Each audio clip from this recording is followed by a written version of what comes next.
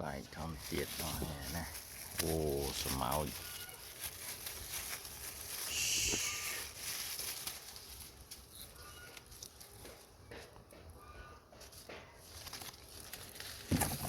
cậu mới ô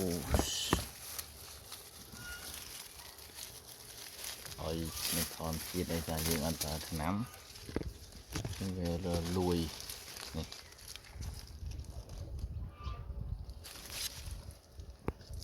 mà xây nhịp điện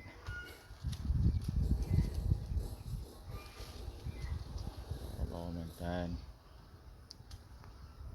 anh đi khâu ơi mà cô đi trống trơ này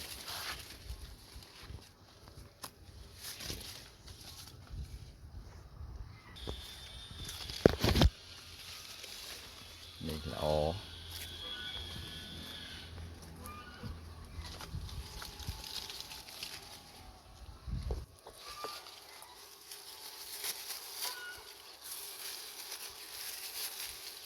wow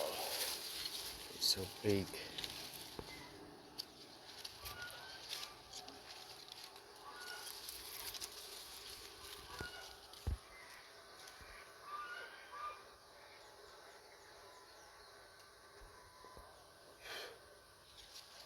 màu khám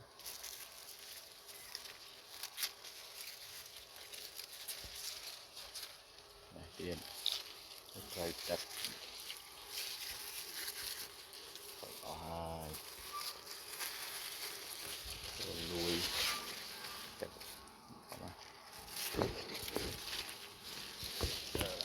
cạo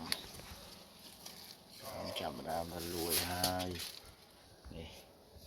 mơ rất tràn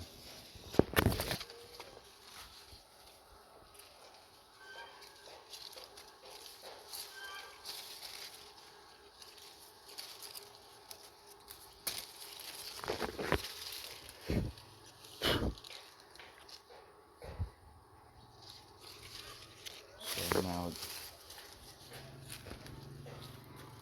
นี่อันไอเตสไอเองแบบนั้น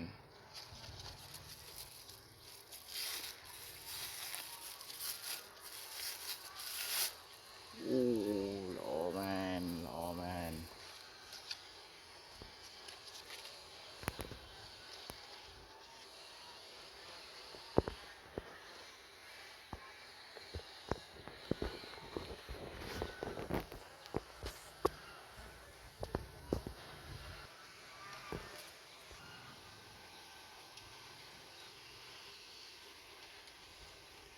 ความเชียดเข้ามาสบายดี